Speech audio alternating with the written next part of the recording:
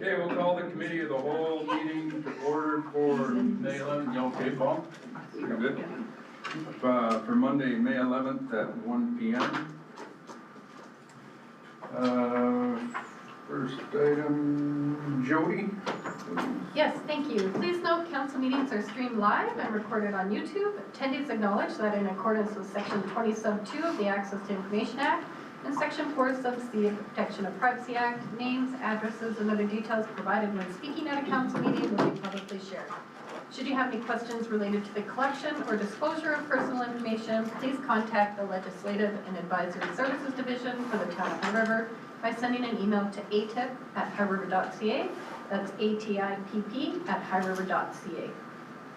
Thanks, Jody. Adoption of today's agenda. I'll ask for a motion from Councillor Nychuk that the committee of the whole adopt the agenda for the committee of the whole meeting May 11th as presented. Give you that motion, Mr. Mayor. Thank you. All in favor? Carried.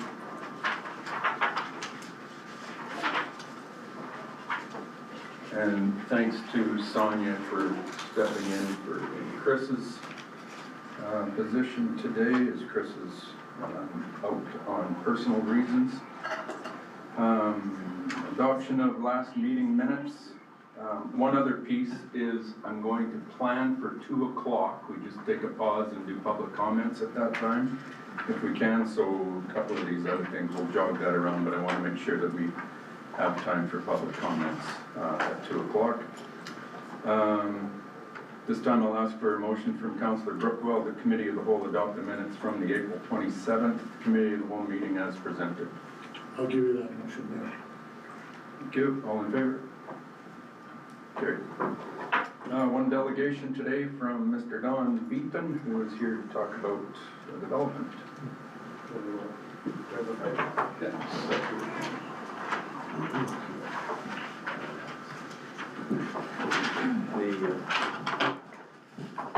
Hello, everybody.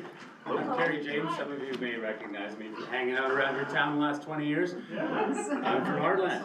And this is Don Beaton here. Yeah, I'm Don Beaton. My brother Steve and I, we own 800-549.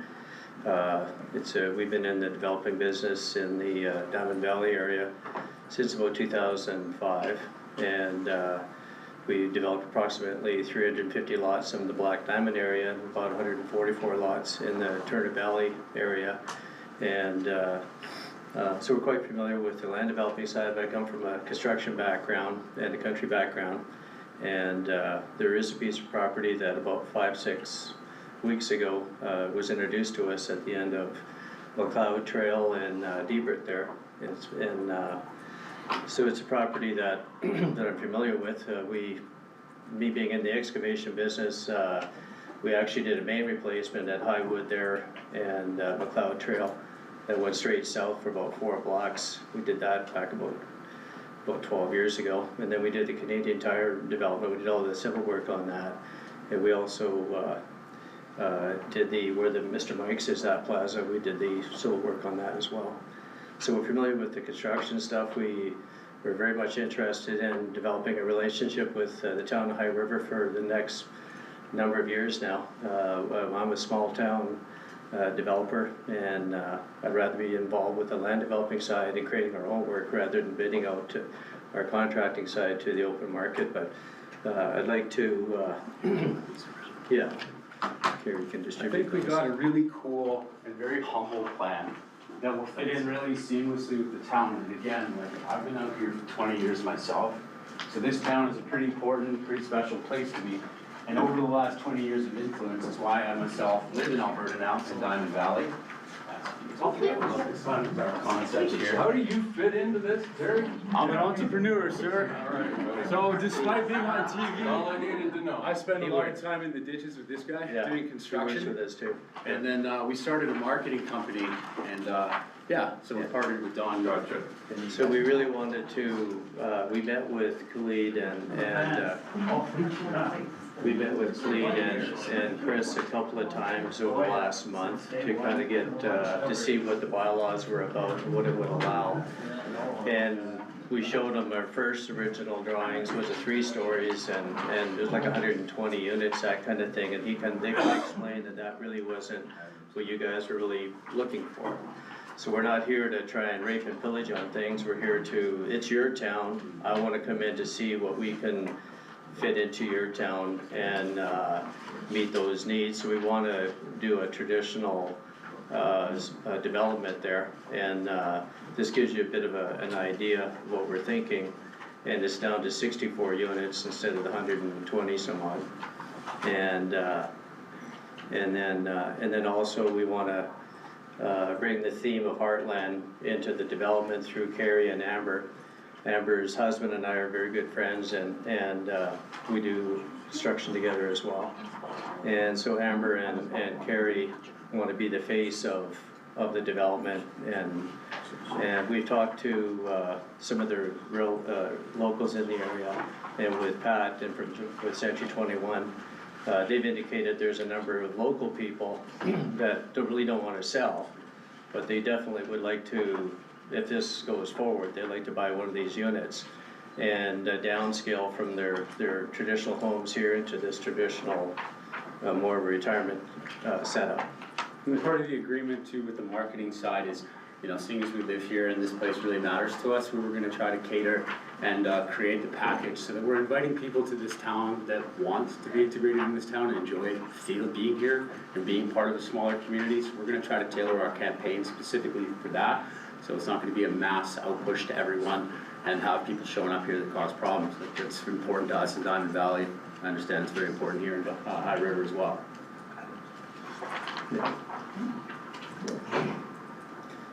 So from our standpoint, we'd just like to get a little feedback, how you feel about it.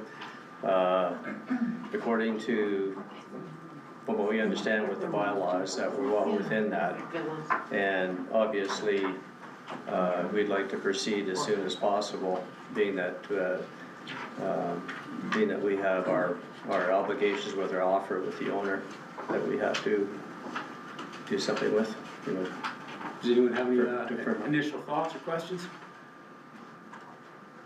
Khalid, my first look at this is garage location of these homes in regards to our land use bylaw. These are all front garages. And with permission, Mr. Mayor, we did highlight that to the bylaw doesn't allow any front garages for sure. So that has to be accommodated. They know that. And we appreciate that. We can modify that to go to the back. Yeah. Yeah, we can get on that right away. We'll talk to Brady and sort that out. Yep. There would be a few against the berm. I would imagine that'd be tough to do the back ones there. Yeah. But yeah, we'll accommodate, especially the front streets there. We can do the back. I think the biggest part, I think, that we talked about is about density and how it should integrate into the overall southwest area, the uniqueness of the area and whatnot. I think that's why we moved to the 40 homes. Yes, and, Yeah. and the conversation around really 3-story, 4 stories, and how the current land bylaw review is all about really even maybe bringing the 2-story. So it's really about how that can look like, and of course it has to work for them financially as well. But the community has evolved and we have different expectations.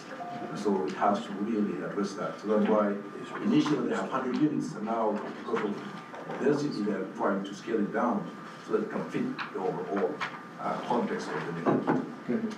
Michael? What's the front, what's the back of the, excuse me, what's the front and the back of the house on the Cloud Trail? Is that the back of the house facing the Cloud Trail or the front of that? I'm assuming with the vegetation on the opposite side of the Cloud Trail, that's the front of the house. Here, we'll just have a look at it here. Yeah. So this is McLeod Trail, right? East, west? Yeah. So it's the front and back. That's the front. This is the front? Yes. Okay, okay. So yeah, they do show back garages there. Okay. Yeah. Yeah, so the garages look like they're on the inside. Yeah. Sorry. No, don't apologize. It's just, I assumed that the vegetation or the tree would kind of mean the front of the house. Yeah, we went through a zillion different things, so when the mayor was talking, I thought they were showing that they are back. You guys know what I'm? Yeah. I was just talking about that, what facing So elevation. same on the other side, so the backs of these are all actually to the inside. Where the Yeah. road is. Yeah, I'm sorry. So the backs of the houses where the garages are basically where the roadways are. So this is all treated as sort of a, more of an alleyway, because these are the back of the houses. So these houses are looking forward. No, these would be these are your front entrance, and these are back entrance garages here. In the front of the houses. These are front of the house, yeah, and up here. And then these are the garages at the back. And then those are the garages, it's up against the curb. So there'd have to be a variance for these houses against the road. No, I'm getting concerned with details. I do have a question for planning is, Yeah, I know, but. Wait for the lead. yeah, So we don't get too far down the road and then. Lead. That's that. when we have projects like this that are bare land, and understanding our bylaw, current state of the land use bylaw in the garage, it's pretty hard to accommodate something like that in every situation here, especially with the berm, right? It's site specific.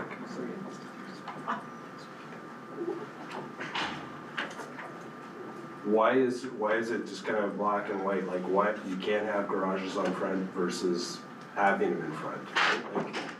Like you made at one statement, you wanna fit the neighborhood. Well, there's a ton of houses there that have garages in the front and a ton of them that don't. Yes. So can you not have a mix, a certain mix? Let's say you have 12 houses on a road, 50% of them can have garages and 50% of them have to have them in the back. Is that, That's what our bylaws say. So, yeah, so I I know, think, but that's what I'm saying.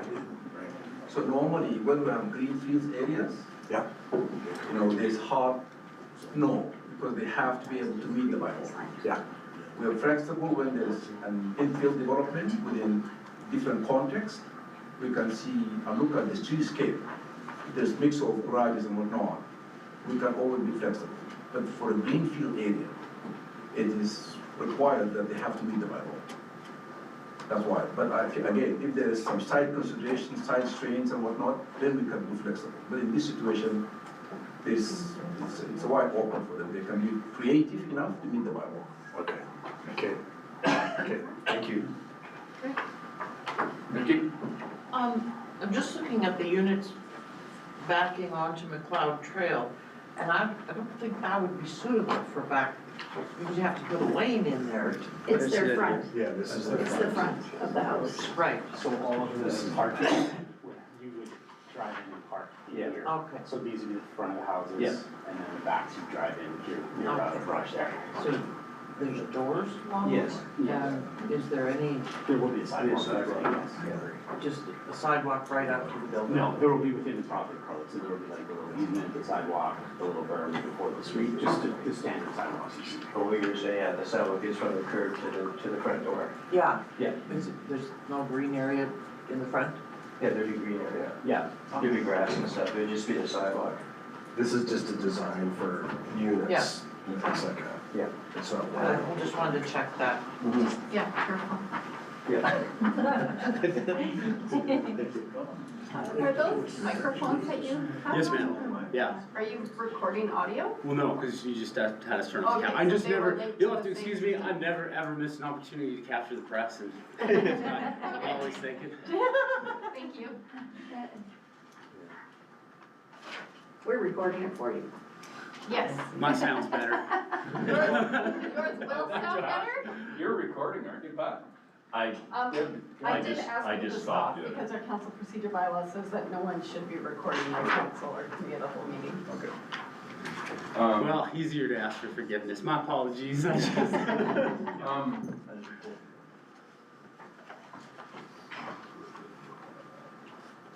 Yeah, when I first heard about this, 3 stories, Right, yeah. yeah, put your helmet on if you, not with this group. Yeah, I mean, everybody outside of this. yeah, I totally agree. We've got one development going on McLeod Trail already that's been an absolute dynamite, with the southwest Right, neighborhood, right? So yeah, that would have been a nightmare for we us. heard about it, yeah. The density, the number of units, et cetera, you know, is much better than whatever it was, 120, whatever. That would have been finish up. Yeah. Well, I think like this scaled back plan and that, like it represents a slower, more sustainable growth. The town gets to For sure. observe as it happens. Yeah, let me finish here, Kerry. One major concern that I have is that berm. Yeah. That berm is built to protect this town. Yeah. I am very concerned with backing a whole bunch of houses up against that berm. Right. Very concerned as far as our access to it for maintenance, et cetera, because there has to be maintenance on those berms regularly. There's that part of the berm that concerns me. The other part is that because I live like a block away from this development, Okay. I'm very, very aware of the challenges that we've had with the units and the people that back up right against that berm, with people on the berm and altercations between the two. So whether it be Spitzy House, Regency, or some of the private developments, and even down into Baker Creek, south of this, right? It comes with its own challenges when you're back right up against such a publicly accessed berm like that. So Right. So we could, from my experience, that the berm would have been engineered, and so we could look to see if there's a report for that to just to show, to give you some comfort there, and we could have a bit of a buffer between the bottom of the berm to where the back patio would be or the back fence would be, or. Right. I wondered what the size of this municipal reserve is. I'm sorry? What the size of the municipal reserve is. It shows a municipal, or environmental reserve, sorry. And I assume that's the space between the berm and the back to front of those houses. Excuse me. No, that's fine. I think this is environmental reserve, correct? Yes. I was just trying to get a sense for. And again, like these plans are still pretty. 100%. Yeah, this is it. Oh, yeah. Yeah. Because, depending on the size of that, could potentially give access to that berm, but. Yeah, we'll have to definitely, if we need to adjust or downscale something, or these are just, this is our first shot at it, kind of a deal. We just wanted to give you our thoughts of what we're thinking and doing. And I wanted your input to see where we need it moving around. Right. To do something different. And, and I really, I'm like a typical developer. I want to be a small town one, as I mentioned. I live just 5 kilometers east of Black Diamond there, and so I really feel the way you feel. You don't want people just to come in here and strong arm you with 120 units, all that kind of. That's not my thing. I'm just really wanting your input so we can make the changes and then have something really cool for the town of High River. I know with Amber and with Kerry here, they've got a lot of gratitude for the 20 years that you've allowed them to film here. They're gonna start filming next Monday or Tuesday. Yeah, a week from today. Yeah, so they're gonna get rolling here again, and so we really wanna have a tribute to the town. And you can see the logo on there as part of Heartland, this logo deal. Yeah, I actually designed that logo, so it's an adaptation of the original Heartland logo. We figured we might play on that, just to make the place sell fast and do well. So yeah, that's the High River, the Heartland Heights logo. The popularity of the show, High Riverites might not get the chance to buy them. Wait till we get Amber down here on a horse. They'll be coming from everywhere. Yeah. They can live in a piece of Heartland. So they all seem to be single story? Yes. Yes, ma'am. Yeah, and that's the other thing, is I kind of felt the same way that you, I'm sorry, I don't know your name. Craig. I'm sorry, Craig. And I really want to, I really appreciate that input, because I feel the same way. We need to develop our small towns and keep them quaint, keep them traditional, keep them where, I'm not trying to make $1 zillion on it. I'm trying to, of course you can make a profit at it, but I'm trying to keep the towns. It's more important to me to be having good relationships with you people. Look, if this goes well, we want longevity with you guys. Yeah, So we if would you like guys to goes do great, other makes you guys all happy, we like how it's going, then let us know and we'll do another one, and we can do this slowly and as a team. Yeah. This looks a lot like some of the villas that are condominiumized. Are you planning on selling these as separate units or homeowner association or Be condominium? separate units, be separate. Separate unit. It'd be in a condo, and then, excuse me too, I'm actually learning a bit more about the multifamily side of things. All the 500 lots we did there, they're all single-family lots. So I'm kind of just getting to know what this condo, multifamilies, thing's all about. And so, but from what I gather, unless you can help me with that, but I think it's a bare land condo deal where you own that property, but it's part of the association that does all the work in there. So Pat, this is gonna be like Polo Park. Yeah, Polo Park or Baker. Baker. And just so that the streets would be a little bit narrower, but the town wouldn't maintain them, it would be upon the park would maintain the common property. Yeah, Got it. That's what it looked like to me when I looked at your plan. Any other questions from council?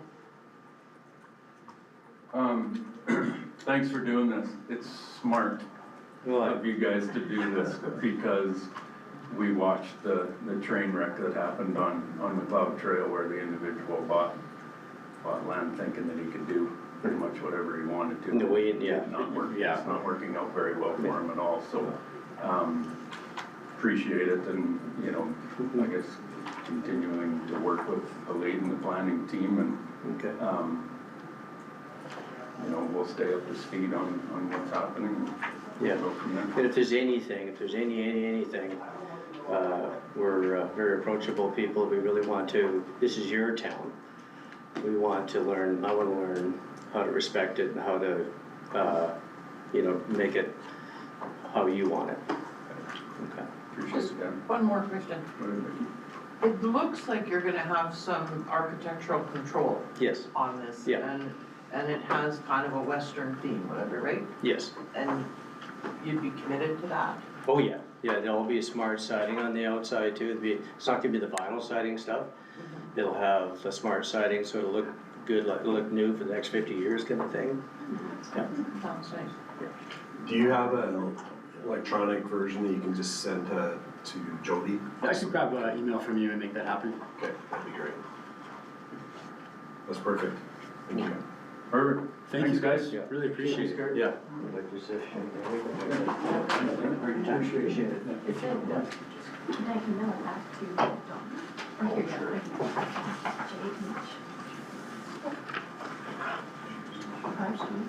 Thanks, guys. Thank you. Thank you.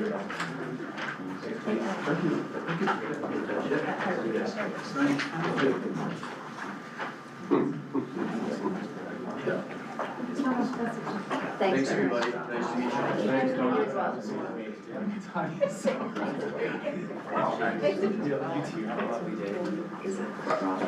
Thank you guys so much. Thank you. Thanks, Gary. Hazard season preparedness, Steve?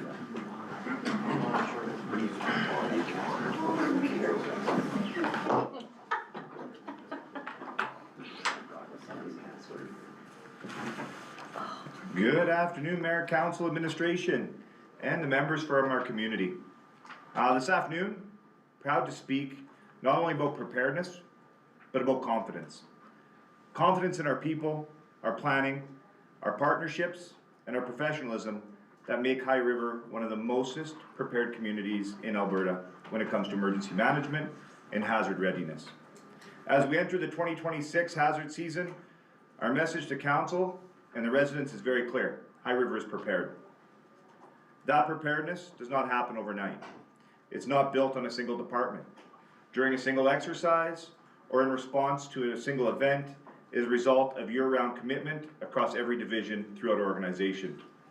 From protective services, public works, utilities, engineering, communications, ledge services, parks, community services, and administration, every department plays a critical role to ensuring our community is ready to respond when any hazard may emerge. This work happens long before the river level starts to rise. Across the organization, teams have been actively inspecting and testing pumps, generators, and floodgate, communication systems, outfalls, radios, rescue equipment, and emergency infrastructure. Staff have updated the preparedness plan, coordinated regional procedures, reviewed operational protocols, and conducted emergency exercises to ensure readiness at every level. Our Emergency Coordination Center personnel continue to train and refine their response capabilities, while operational staff remain vigilant and monitoring river conditions and weather patterns and emerging climate risks. Importantly, this preparedness extends beyond our municipal boundaries. High River continues to lead through strong regional collaboration together with our neighboring municipalities, including Okotoks, Foothills County, Vulcan County, Diamond Valley, Nanton, Longview, Willow Creek, and others. We are strengthening a regional all-hazard incident management team designed to improve shared response capacity during any flood or other emergency we may be faced with. These collaborative approaches recognize an important reality. The hazards that are facing communities today are evolving. While flood preparedness remains foundation to High River's emergency planning, climate variability is introducing a new and increasing unpredictable risk. Because of that, our preparedness strategy must also evolve, and it has. The town has adopted a flexible, forward-looking approach that combines operational readiness, infrastructure preparedness, regional partnerships, staff training, and public education and communication. This approach ensures we're not simply reacting to hazards, we're anticipating them. Residents will also continue to see weekly river condition updates throughout our hazard season, reinforcing our commitment to transparency, public awareness, and proactive communication. I also want to acknowledge the tremendous dedication of the town staff. Emergency preparedness is demanding work. Much of it happens quietly, behind the scenes, and often without any recognition. Yet it requires countless hours of planning, coordination, and equipment maintenance, training, monitoring, and collaboration. The strength of High River's preparedness comes from the people who show up every day, committed to protecting this community. The commitment does matter. Because preparedness is not just about infrastructure equipment, it's about resilience. It's about ensuring residents know their municipality is organized, capable, and ready to act when needed. High River has learned important lessons from the past. Those lessons continue to shape how we plan, how we invest, and how we prepare for the future. Today, I'm confident in saying that our organization is ready through planning, ready through training, ready through partnerships, and ready through the dedication of the people who serve the community every day. Thank you. Well done. Sure, I'm in. Any questions? Jenny? When I drove over the river today, it's high, I should say quite high. It's higher, but very murky and dirty. What does our river look like today versus any other year? So we're seeing an ice melt coming out of our snow pillows. It's very controlled with the weather fluctuations that we're getting. So our snow pillows that beginning early on here were high. We're now into the low end of the average, which is nice to see. So what we are getting, that's that runoff coming out of the mountains. As of this morning, I think we're at 1.5-ish meters in depth at 34 cubic meters a second that's flowing through the river. And I think it's important to note, and we actually had the discussion this morning, is we're able to handle over 1,800 cubic meters a second. So we're flowing at 34. At this rate that we're coming through with the water now, we're in really good shape. Perfect. And one more question about communications. Where would you find your weekly updates? I just want to say I did go on the High River website and there's a flood protection icon up there, but it leads to nowhere. So if you guys could check that. Absolutely. So the flood updates, the weekly updates for the river started last Wednesday was our first one. And I know Justin will talk about it next, so I don't want to steal all of his thunder, but they're going to be weekly every Wednesday. Okay. So they're going to be on the website and on social media. Perfect. Thank you. Which social media? The town's Facebook. Thanks. And Instagram. And Instagram, thank you. I didn't want to take all of his thunder. Any other questions for Steve? We're good? Perfect, thank you. Sir, all done.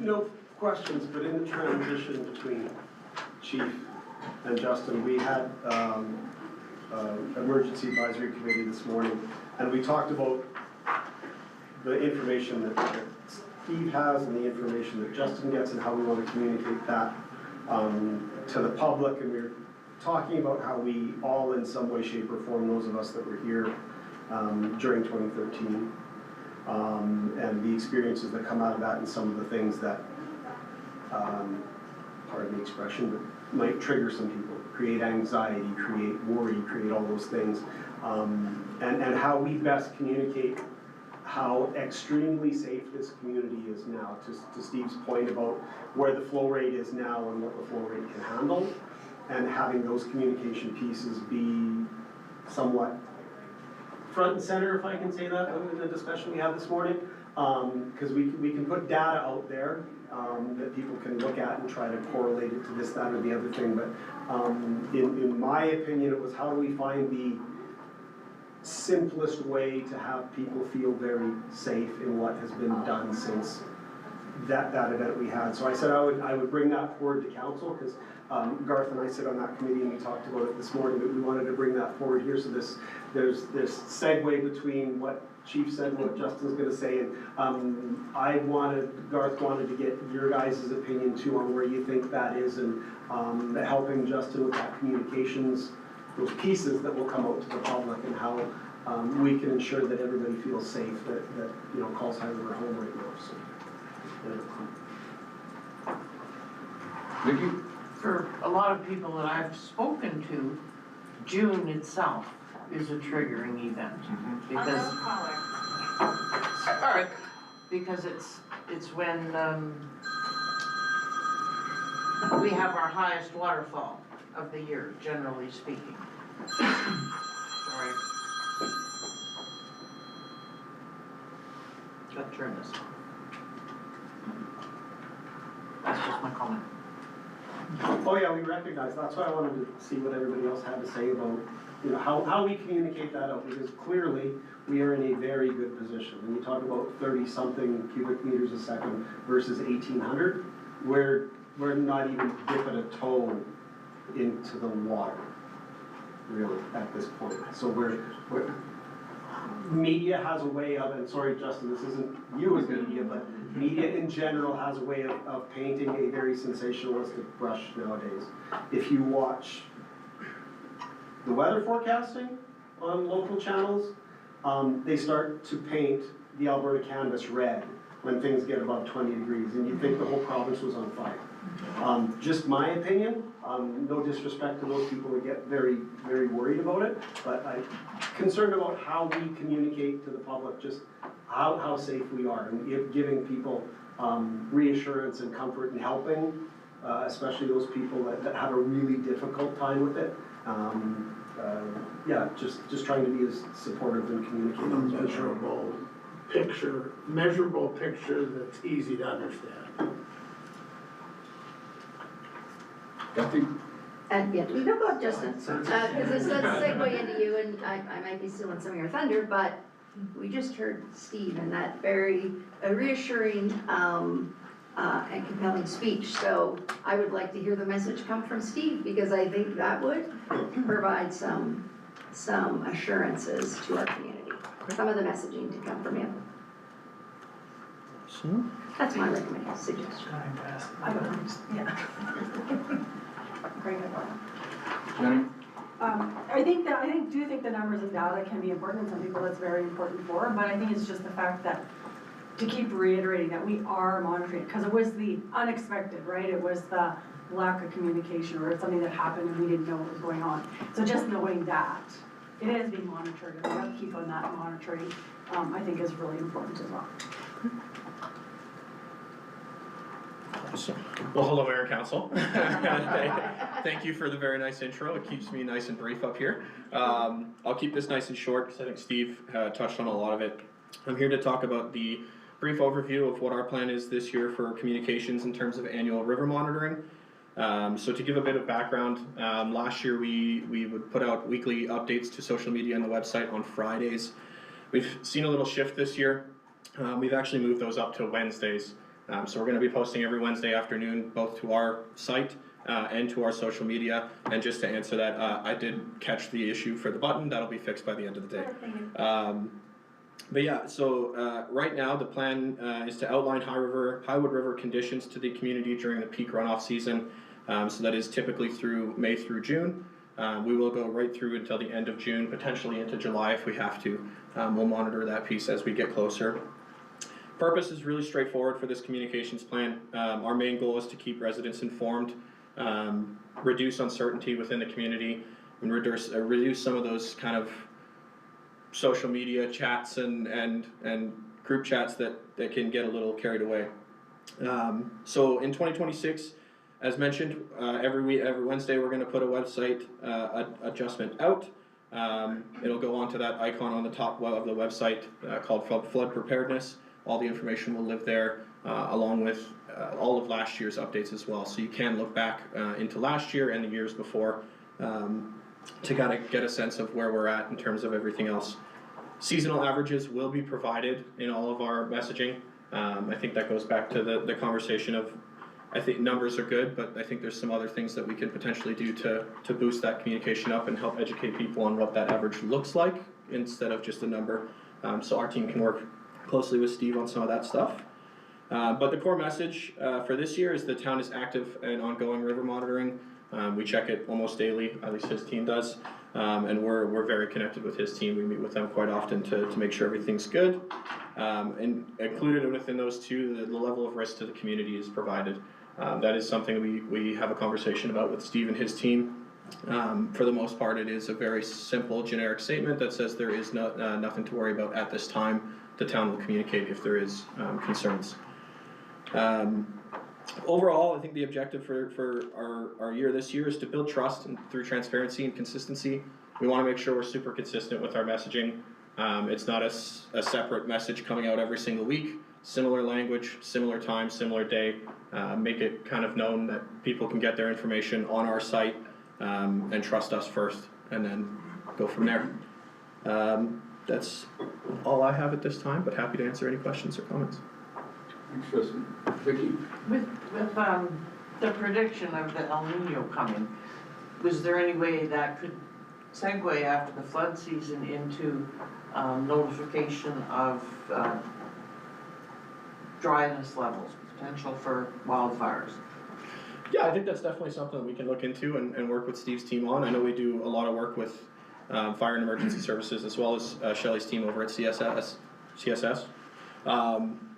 For heat stations, cooling stations, those kinds of things that it can get to people in our communities. So we want to make sure we're open and sharing that information of things like the Bob Snodgrass, the library, when they're open for cooling stations. We'll work with that. Thank you. Yeah. When we're doing messaging on this time of year, June especially, yeah, when you see when the water's higher and the water's muddy, that's what, those two things are just a little triggering for a lot of people. We always have to come back and compare it, not just seasonal averages to the general area, but comparing it to what's happened in High River. Comparing the 34 CMS, I wish the river was always running at 34 CMS. It'd be fantastic, fishing would be better and everything.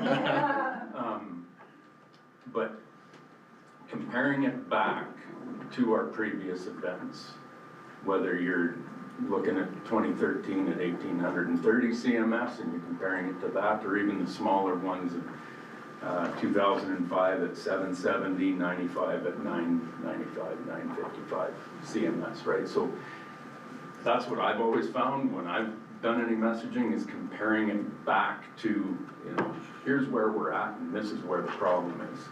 Wallaceville, previous Wallaceville area, floods at 200, low level flooding at 200. Well, we're not even close to that, right? So bringing it back to that and gives the direct correlation to where people feel danger. And also with the protection that we have in place, yes, we're protected to 2013 levels of 1830, but because when we built all that mitigation, there's a meter of freeboard protection on top of that. So we've done modeling that this town is protected to 3,000 CMS, right? Significantly more than what we experienced in 2013. Now, none of us ever want to test that, we don't want to see that, but that's kind of the level of why High River is the most well-protected community in Canada from flood risk, period. So, but bringing that CMS number back into what's real for High River is what just dials it down. You know, you get rain events in June and the river starts coming up a little bit, like the highest we've had since 2013 is 104 CMS. And I remember that year because I got notes on it right in front of me with my messaging that people were cranking. And that's only at 104 that it was getting people. And so it doesn't take much, but the more we can pump out there and keep the anxiety levels as low as we possibly can, we cannot alleviate all of it, there's no way. But making those comparisons so that people know we're safe. Okay, awesome. Well done. Any other questions? Well done, Dustin. Awesome, thank you. Thanks, Chief. Thank you. Shalane, tell us. Thank you, Mayor and Council. Jody, if you want to pull up attachment 1 and then we'll just be ready for that. That'd be great, thank you. My name is Shalane Brinkfield. I'm with the Planning Division. I'm going to be speaking about the grain elevator project, which is a development permit that I've been working on for quite a few years. It's a multi-unit building consisting of 20 units. And we actually have Lane Martin and Sean Saldana here too to speak to the project. And I was just touching base with them before this meeting and they have some updates as well. So I think once I'm done, if we have questions and everything, we can hand it over to them and they can provide their most recent update on the project. So looking at the first slide, Jody, if you want, can you just scroll up 1? This guy? There we go. So just to give everybody some context, especially for those online, the project that we're talking about is where it says subject site. So Coal Trail residences are just to the northeast of this project, and then you have Tim Hortons, Center Street, Eagle View, just to the east of it. So I'm pretty sure everybody's familiar with this project. It is a 4-story building that is on a relatively small parcel in the north side of town. You can scroll down now. So these are the approved elevation plans. The architect did incorporate elements of the grain elevator as a tribute to the local agricultural community as part of the design. The applicant also incorporated different building colors, a step back on the south side, and some shading features to break up the building massing when they were designing this building. And then if you scroll down one more, Jody, I think we have one more elevation plan. This is just giving a different view when you're entering town from the north. This is what you would see. There's 2 grain elevators, one that would be facing west and the other one that would be facing south. You can scroll down a little bit more, Jody. Here are some current site photos taken on April 22nd. So as you can see, the building is partially completed and it's still under construction. So just a few different angles, and then I think there's one more as you come into town. You can see that step back on the one side. Good. So this site is located in the NCD district, and as I mentioned, the project consists of 20 units. The project has the necessary permits required to proceed with development, so they do have a building permit and they do have a development permit. Everything is approved. The development permit was approved on May 8th of 2024. In accordance with our development approval, the development must be completed within 24 months of issuance of the permit. Issuance of the permit, or else it's deemed void unless an application for extension is applied for. The developer has submitted a request for an extension for 1 year, which would result in a deadline for completion being May 8th, 2027, so same time next year. The rationale provided by the owner, which is also included in your attachments, states that they have discovered faulty workmanship that has necessitated that they slow the completion of the project and engage an engineer to fix the issues. Lane can get into more details about this too. The planning department, we're looking for options for extension. The option one was for the town to approve the extension for 1 year without conditions. The next option was for the town to approve the extension for 1 year with conditions, and the condition that we thought would be important was to finish the exterior and the landscaping, because this is what we are receiving a lot of complaints about from our residents.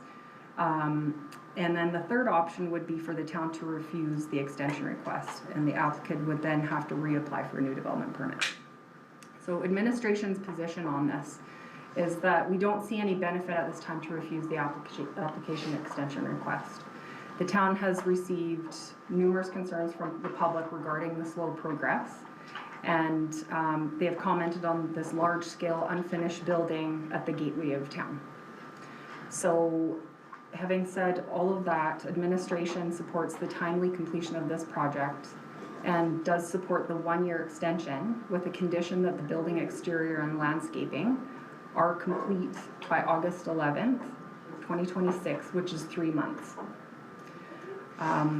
That's all the information I have on this development permit, but I'm more than happy to answer any questions. And again, Lane and his partner here are here to answer any questions as well. So is there any questions for me before we hear a little bit more? Go ahead, Craig. Maybe we'll just hang off and let Lane come up, because probably some of our questions are gonna be answered by the applicant.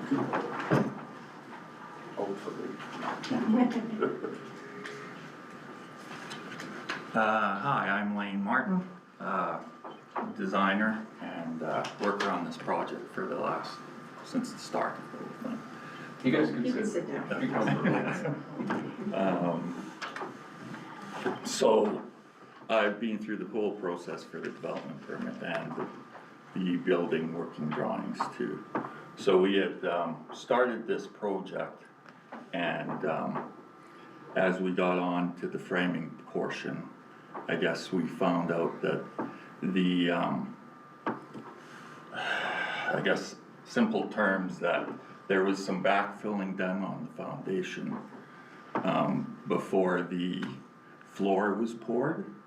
So we had a small area of the wall kind of turning in a little bit that we discovered as we framed the building. So we had kind of halted the whole process to make sure that we got a new engineer in there to review and do a study. He's done a study, and there needs to be some repairs of the foundation. And the other thing that we don't want to kind of do is, you know, at the moment that we didn't do the outside loading of the building and the framing and the siding of the building to put more load on the foundation wall. So we wanted to do the repair and get that all straightened out. So that's basically. That repair's done? What? Is that repair done? We're getting that whole repair analyzed and all that sort of stuff with the engineer. So we do have a report, and we would be proceeding on that. Now I understand that there's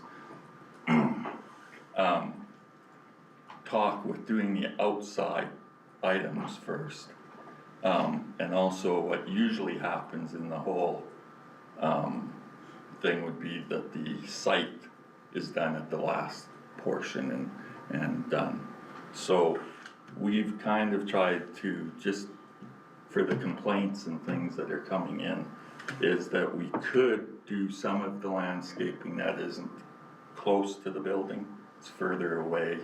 The building is kind of a triangular shape. So we would be willing to try to start that almost immediately by the end of the month for that. We also have areas that we've talked to the engineer about starting to add the siding that would be fine for him for as the repairs are going along. So, Nothing worse than Tyvek whipping in the wind, right? correct, Like, we've tried, we need to do that and Get repair that. people's ire up. It's when it's slow like this, and it looks like you don't care. Right, The Tyvek's whipping in the wind and nobody's around, and, that's bad. So I'm on board with Shalane, as I am, as far as you guys gotta step up big time on this project. It's been, I'll hold back some of my words on it. I wish Mr. Matthews was sitting here today. I'm disappointed that he's not. I want to ask about those pillars on the first set of the green pillars on the bottom south side there. Because just by driving by, like, I get comments on it, and I don't have to put a level on it myself. I need reader glasses, but I can pretty much see that there's something wonky about those pillars. Can you explain that? well, what's They're not happened, straight. right, so what's happened is that the wall down there, as we talked about, has essentially moved out and pushed the pillars out a bit. But the Or what? pillars are going this way, Lane. Like the pillars they're leaning out. So is it the foundation? It's the foundation, But they're on screw piles. they're, So it looks to me like the screw piles were put in the wrong place, and they've tried to line it up with the deck coming out. the overall building has pulled onto the piles, Onto the what, sorry? the screw piles. The whole overall building has shifted. Is, the foundation has shifted a bit for that and pushed on Okay, I the see. buildings. I see. So it is pushing, I see what you're saying. yeah. We got these balconies that, Yeah. we have a full How are report. you gonna fix that? Because that means you're gonna pull the whole building back. It's gonna be costly, but yeah, we It's already. gonna be costly. So we've measured all of that, and last month I took some time and we did some excavation, and we kind of pressed the mud for now, and we have a plan to do this with this Okay. within the time frame what Shalan told you about, if I'm saying that correctly. So this, all of this will be done within that time frame. Okay. When you say done, what do you mean? Completed and repaired. Completed and, So those green things will stand straight? yeah.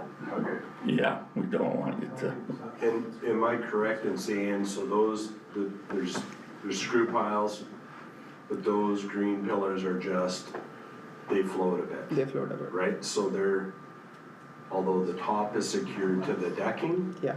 the bottom is Yeah. got some movement in it. It's because- already secured right now Yeah. because we took the time and did that, but to make it straight, Yeah, we first have to work with the foundation, Yeah. get all of it done together, it can't be separate. yeah, So it all has to come together. So when we start, it's going to be go, go, go. Yeah. okay. Kathy? So based on the August 11th, I guess two questions. Based on the August 11th timeline and what they're asking you to be done, number one, are we willing to do the setback on the landscaping? I appreciate why you wanna do that. You know, it's just gonna destroy some of your landscaping. Are we okay with it being partial? The other question is, because of where you are in the engineering process, do you think, is that a reasonable time? To have your engineer's decision back to you in that? and well, that? the engineer's decision and repair thing is back to us, It's we've done back. the report. Okay, So it's a matter of executing it and okay. hiring the, people that are actually doing the work, the Okay. contractors.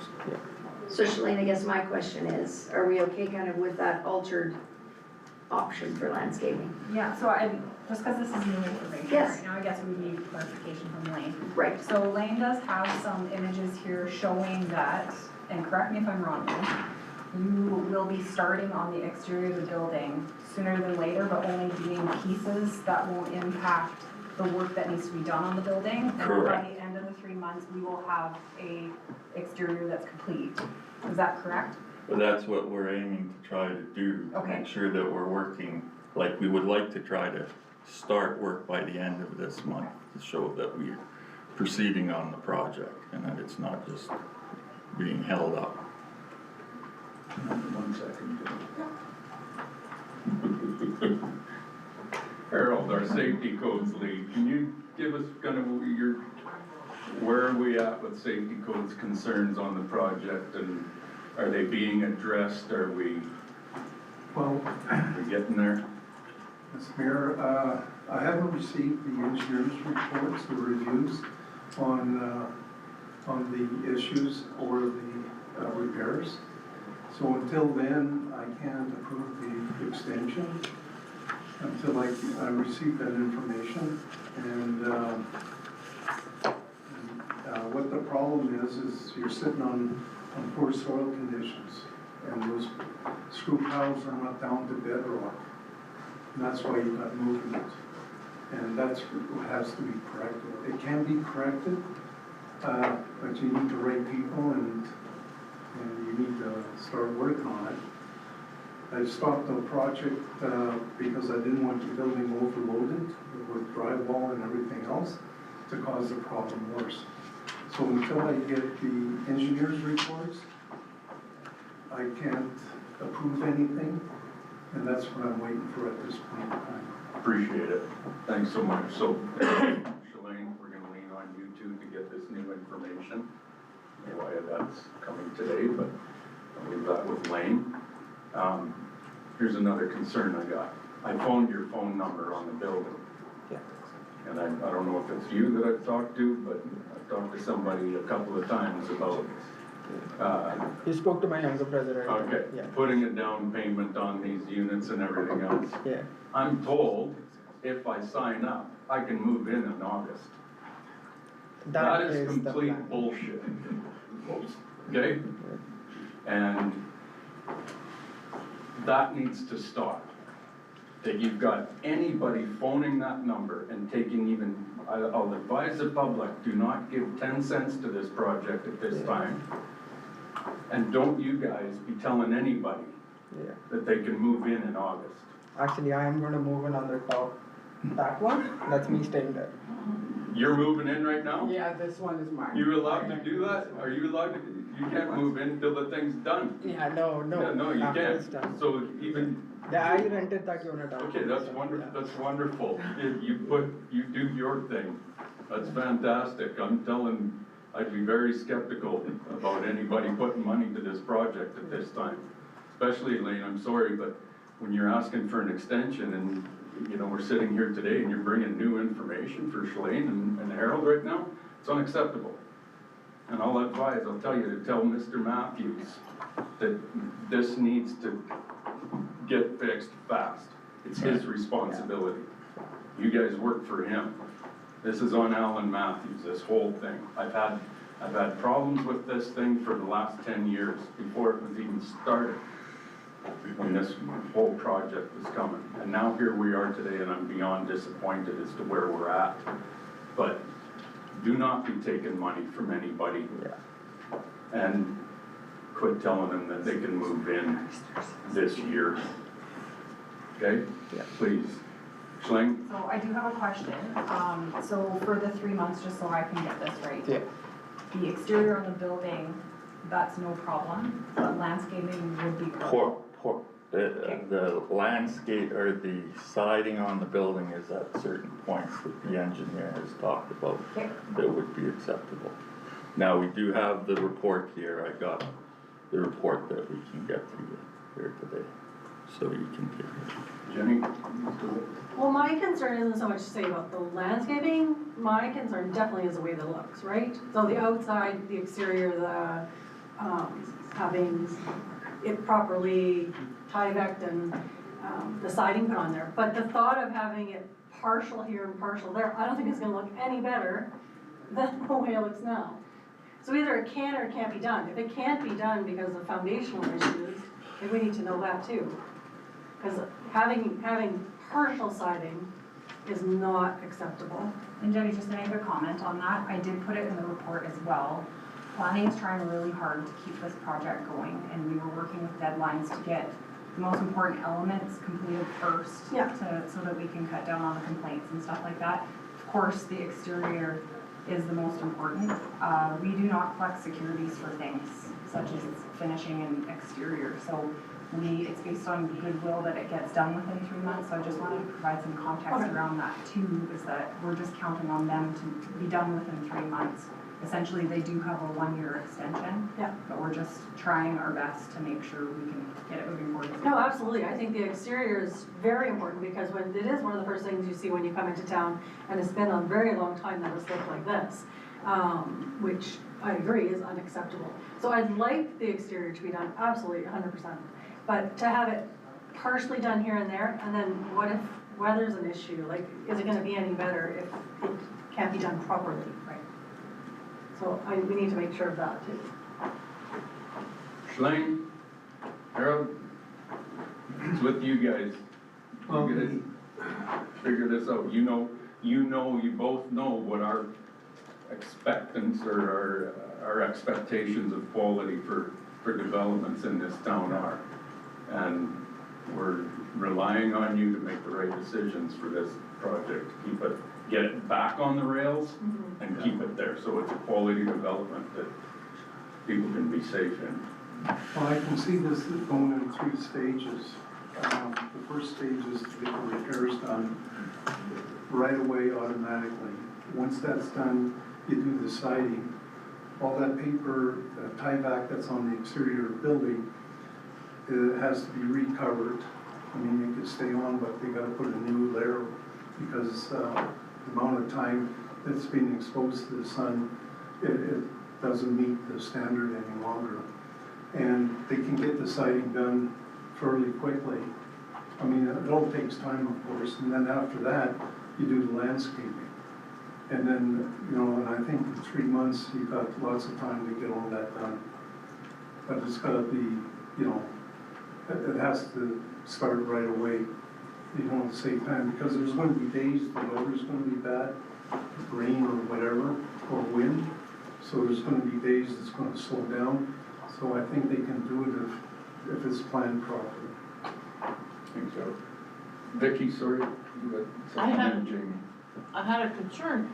If the screw piles aren't hitting bedrock, does your engineering report deal with correcting that? Yes. You kinda hesitated. Well, I haven't directly read every portion of the structural redesign that he's done at this moment. So it's to deal with it and not to have the foundation a problem anymore. Now, the idea is that we're trying, I guess it's my fault that we're trying to do kind of 2 things semi out of sequence here. That we're dealing with the foundation, plus we're doing some more development permit type stuff with the outside and the landscaping right away to try to show that we're working on it and that it's not just a site sitting there at this point. The sequence fight, if we were probably doing it totally right, would be to deal with the whole inside of the building, and then you're dealing with the outside and the landscaping last, just like I guess just to follow up, my understanding is that it won't meet safety codes unless the screw piles hit bedrock. And is that what you're suggesting? Well, it's gotta be engineered, so after I read the report and if it makes sense, I can accept it. So it's a question of the consultant doing their findings. They already did some exploratory work out there to see what the problem is, what happened. So I'd have to see the report to see exactly what they plan on doing. you know, until then, I can't really comment about it, so. Thank you. Lane, do you have a timeline when that report would be sent to safety post? It's in my hand. Okay, thank you. Jamie? Harold brought up screw piles, so how many screw piles are in question, just the 4 that are in the front? But these are, like, those are holding up the balconies there. Yep. There's screw piles in the basement underneath the foundation itself. So there's the foundation wall, and then we've extended screw piles down below that. Yep. That's where it's bent in a little bit at some parts, and that the foundation, we had our engineer take a look, and that we would be either adding screw piles or what's called a push pile. I'm learning 10,000 tons about piling work.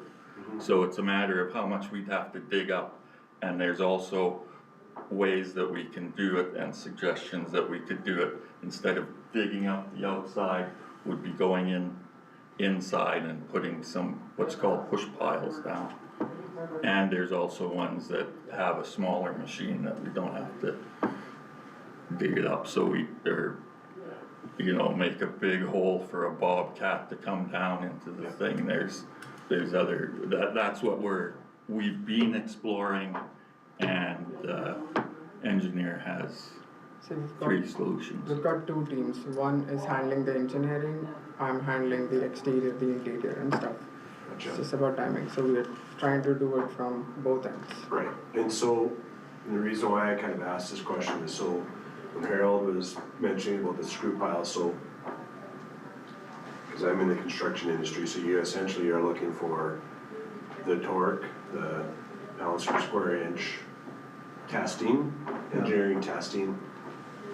And so that's, just so for the public knows, that's what we're looking for from a safety codes perspective, that it's, and from building codes, that we've reached that threshold. Okay, so the building is not falling over. No. Right, well, it's only on the south side where the damage showed up. Yeah. So they, once that proper steps are taken to fix that, then, right, you know, the building should be fine after that. Yeah, and the reason why I bring that up is because all of us in council and the public has heard, oh, the building's falling over, right? It's sinking, it's gonna tip over onto the road. It's not going to, I just wanna put that out there, is that I don't think we would have let it get to this point if we weren't doing things to try and assure that it's getting done correctly, so. Okay. Right. You're Be safe assured that we would. Yeah, I can drive past it. Like, I was also working on the 60 unit before. I've worked on the 60 unit one that was done at the flood, when we had that stuff in foundation. And I've also worked on the car wash in the gas station. Yeah. Okay. So the last thing I need is a building falling down onto Main Street. Yeah. Okay. Okay, thanks Lane. Shine, Harold, Michael, sorry. When did you say you received the engineering report? I think that we received it like this weekend type of thing, so. Yeah, Saturday.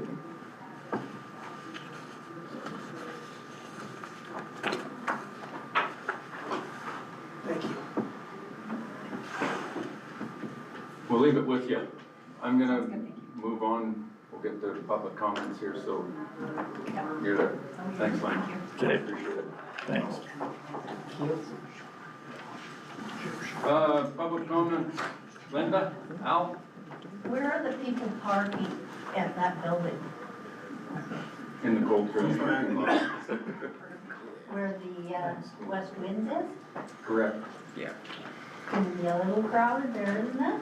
Actually, it's allotted, so when they built it, they have allotted. So I'm working with West Winds as well. Yeah. So they have their space. And I just got it cleaned and all painted and the debris as well. Just last week. So it's going to be distributed among them. Yeah, I know people that live in West Wind. Yeah. I think from the outset, all of the parking spots weren't designated for cold rail. but because there was no other building, they got to use it. Anyone else? Oh, yeah, you're public. Well, you wouldn't let me talk during the meeting, what's going on? Just the flood preparation and stuff, everybody knows that's here in 2013 and what happened, and I'm wondering if 1 week increments is enough to update the public. I would suggest that we maybe start now at 1 week, but as we get closer into June, we speed that up with some sort of a bar scale or something on the website, something easy to reference. But, I mean, that flood happened in the week before, it was beautiful, sunny, 25 degrees, whatever it was, when we had that happen. So I don't think that weekly is adequate in June specifically. Can you state your name? Oh, yeah, my name. It's that old guy.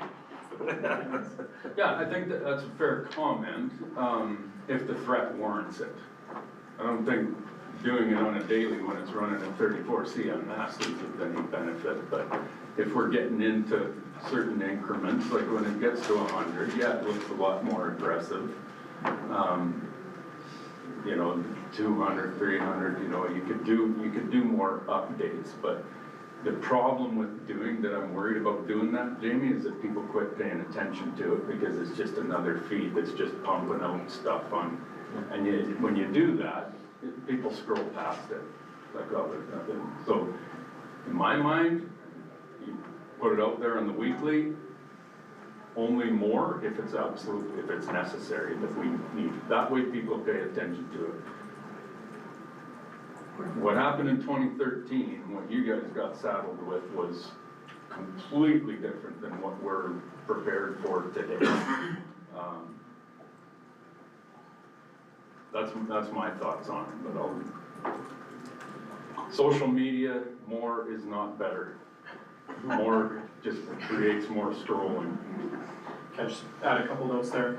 We do have some benchmark pieces with Steve and his team as well. That when we hit certain levels, we will look at increasing the amount that we post. But to your point, it is that if we're gonna increase the amount that we post for annual river monitoring, then we decrease the amount we post for everything else. The worst thing that can have happen at this point is those messages getting buried on social media because we're posting too much. So I wanna be consistent, but also wanna give it time to. Anything else, Al? No, I was thinking exactly the same thing that Jamie talked about, you know, the frequency of it. Remember that June is our rain month, and we talked about anxiety of the public. Yep. And we can't compare anything, of course, to 2013 because we've had all the flood mitigation work since that time. Yep. So I don't think that's a real good comparison, but I certainly echo what Jamie said about frequency. Yep. Did you guys have social media back then? Yes. Barely had a phone. We may be old, but not that old. Nothing worked after the lights There you went go. off. Okay, thank you. Let's go to these variance applications. Michelle, you're the first one. The next one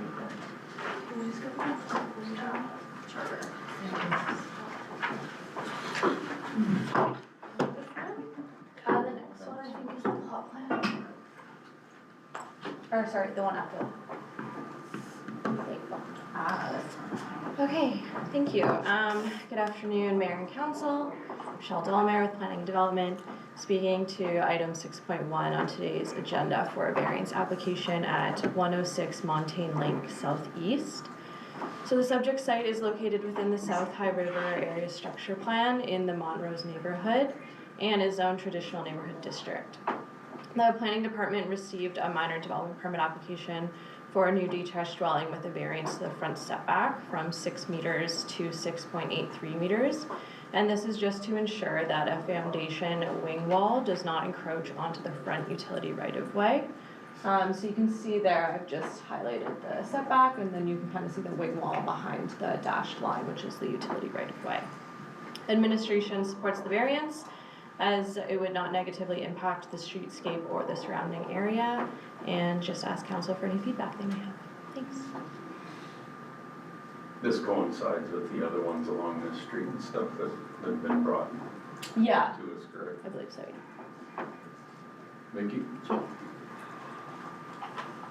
You're saying there's more room between the street and the house in this design? Is that, Through the mayor, yeah, that's correct. so that potentially more green space in front of their house? Correct. Thanks. No concerns? All good? Sarah? Oh, no. Yours? Yeah. You're the next Okay, one. Your turn. well, the next one. All right, I'll get there. Same image, would you like the plot this way? This one, yeah, that's Okay. Okay, sounds good. Good afternoon, Mayor and Council. I'm here today to present a variance request. The town's Planning and Development Department has received a variance, has received a minor development permit application for a single detached dwelling at 119 Mountain Link Southeast within the traditional neighborhood district. Under the land use bylaw, T&D properties must achieve a minimum frontage build out of 65%. This regulation measures the width of the home's front facade to the width of the lot at the front setback, and is intended to maintain an integrated landscape and limit large gaps between dwellings. The applicant is requesting a variance to permit a minimum lot frontage build-out of 62.20%, where 65% is required. From an architectural perspective, increasing the frontage build-out to meet the land use bylaw requirement would compromise the balanced proportions that are integral to the applicant's intended design. The Montrose Phase 4 lots have already been engineered and approved, and as a result, some minor flexibility is required to accommodate pre-designed home models that otherwise comply with all applicable setback requirements. The proposed variance is minor in nature and is not expected to negatively affect the streetscape or adjacent properties. Administration has reviewed the variance requested and the applicant's rationale. Development permits along this block of Mountain Link were also reviewed to assess whether the proposed variance could result in any negative impact on the pedestrian experience or streetscape. It is noted that administration supported a similar variance for the northern property at 117 Mountain Link Southeast earlier this year, and no appeals or concerns received during the public appeal period. Given the minor degree of non-compliance at 2.8% and the limited visual impact to the streetscape, administration is supportive of the requested variance. Thank you for your attention, and I welcome any questions or concerns from council. Kathy? Just a kind of, not a question specifically to this, because this one isn't a utility concern at this one, but we've seen a few of these. Are they just odd-sized lots? Like, what is the, I'm just curious as to why we are seeing so many of these in that area. If it's lots, either one can answer. Yeah, for sure. So I think this is, for me, this is the second one. We approved the northern one adjacent to this one.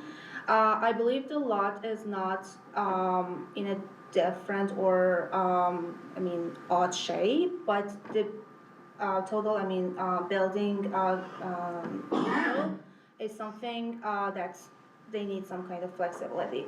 I want to highlight that only less than half a meter is, Yeah, I'm not disagreeing with it, I'm just curious because we've seen a number of these for that area come in. Just if it has something to do with lot size compared to building size, I'm just curious why we're seeing They that. don't have a spec home that fits the 65%, so this is the next closest thing that they have. Yeah, thank you. In their catalog of homes. Yes, just the second one. This just goes there, so it's not the lot, it's what they have in their portfolio, Yeah. and they don't wanna re-engineer or architect a new building to fit the 65% of the lot, so. Thank you.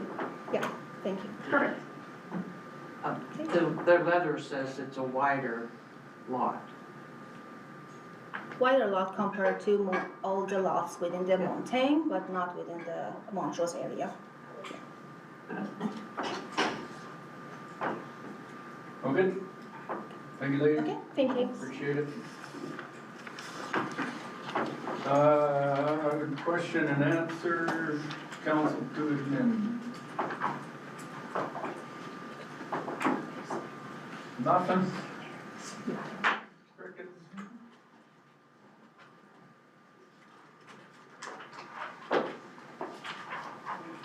This time I'll ask for a motion from Councillor Jones that committee of the whole move in camera, recess the regular committee of the whole move in camera at 2:20 p.m. I'll give the motion. Just ending the live stream then? Since we won't be Yeah, coming yeah, back. you Yes. can. And the live stream. All